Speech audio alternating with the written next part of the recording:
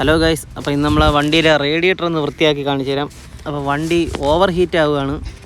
അപ്പോൾ ഇതേപോലെ റേഡിയേറ്ററൊക്കെ അടഞ്ഞിരിക്കുന്ന ആൾക്കാരൊക്കെ ഉണ്ടെങ്കിൽ ഇതൊക്കെ ഒന്ന് ചെയ്താൽ നല്ലതായിരിക്കും വല്ലപ്പോഴും.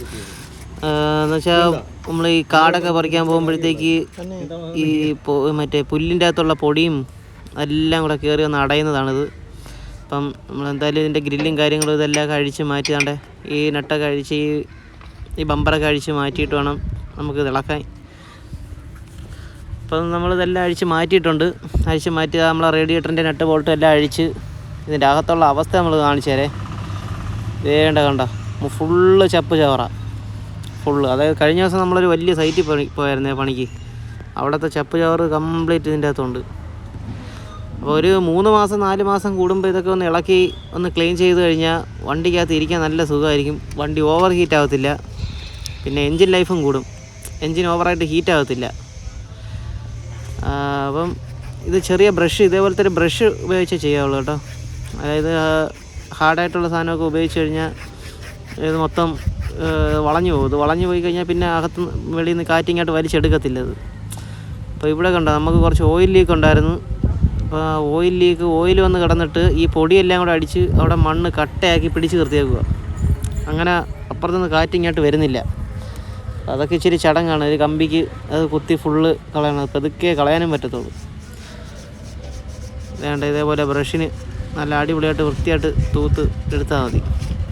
മാക്സിമം വെള്ളം ഒഴിക്കരുത് കേട്ടോ. വെള്ളം ഒഴിച്ച് കഴിഞ്ഞാൽ ഈ ഇരിക്കുന്ന മണ്ണും പൊടിയും എല്ലാം കൂടെ പിന്നെ കട്ടയായി ഈ ഹോളുകൾ പകുതി കൂടുതലും അടഞ്ഞിരിക്കും. അങ്ങനെ വരുമ്പോഴും പിന്നെ കാറ്റ് പിടിച്ചെടുക്കത്തില്ല. ഭൂരിഭാഗം ആൾക്കാരും വണ്ടി ഓവർ ഹീറ്റ് ആവുന്ന സമയത്ത് ഇതൊക്കെ ഇളക്കാൻ മടിച്ചിട്ട് ചെയ്യുന്നതെന്ന് പറഞ്ഞു കഴിഞ്ഞാൽ വെളിയിൽ നിന്ന് വെള്ളം അടിച്ചു കൊടുക്കുകയാണ് ചെയ്യുന്നത്. പക്ഷേ സത്യത്തിൽ വെള്ളം അടിച്ചു കൊടുക്കുമ്പോഴത്തേക്ക് നമുക്ക് ആ വെളിയിലുള്ള കുറച്ച് ചെളി മാത്രമേ പോകത്തുള്ളൂ. ഈ 2 റേഡിയേറ്ററിൻ്റെ ഉള്ളിലായിട്ടിരിക്കുന്ന ഈ കൂളറിൻ്റെ ഉള്ളിലായിട്ട് ഇരിക്കുന്ന ഈ ചെളിയും കാര്യങ്ങളും ഒന്നും പോകത്തില്ല. അപ്പോൾ കൂടുതലും ഇതിൻ്റെ ഇടയിൽ ചെളി മാത്രമല്ല, ഈ ഇലകളും അതും ഇതൊക്കെ മുകളിൽ നിന്ന് വന്ന് ഇതിൻ്റെ ഈ ഗ്യാപ്പിൽ കൂടെ വീണ് അകത്ത് കയറി കിടക്കും.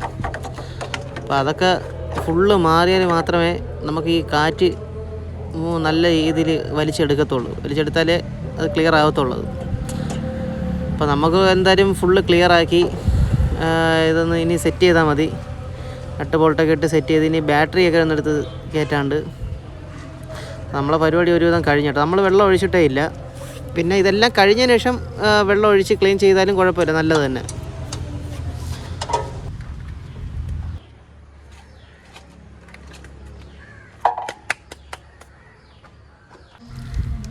അപ്പം റേഡിയേറ്ററും കാര്യങ്ങളും ഇതെല്ലാം സെറ്റ് ചെയ്ത് കഴിഞ്ഞ് ഇനി അതിൻ്റെ അടിയിലുള്ള വേസ്റ്റ് ഉണ്ട്. ഇതിന് ബാറ്ററി വെക്കാനുള്ള സ്ഥലമാണ് ഇപ്പുറത്ത്. ഉണ്ടാവും മൊത്തം ഉണ്ടാവും ഫുള്ള് മണ്ണാണ്. ഇതൊക്കെ കിടന്ന് വെള്ളവും വീണ് കിടന്നിട്ട് വേണം ഇത് മൊത്തം ഫുള്ള് തുരുമ്പെടുത്ത് പോകണം. അങ്ങനെയാണ്. പിന്നെ അവിടെയൊക്കെ ഒന്ന് ഇത് ക്ലീൻ ചെയ്തിട്ടാണ് ഇനി ബാറ്ററി ഒന്ന് എടുത്ത് വയ്ക്കാൻ. ഉണ്ടാവും കംപ്ലീറ്റ് മണ്ണാണ്.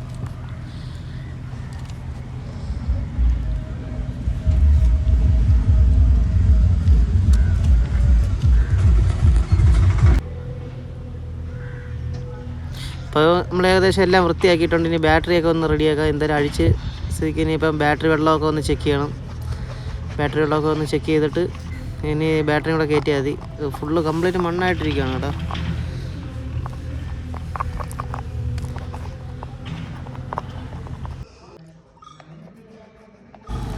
ബാറ്ററി എല്ലാം ഓക്കെയാണ്. അതിൻ്റെ അകത്ത് തന്നെ പച്ച സിഗ്നൽ കത്തി കിടപ്പുണ്ട്. ചാർജും കാര്യങ്ങളും എല്ലാം ഉണ്ട്. വെള്ളവും എല്ലാം ഉണ്ട്.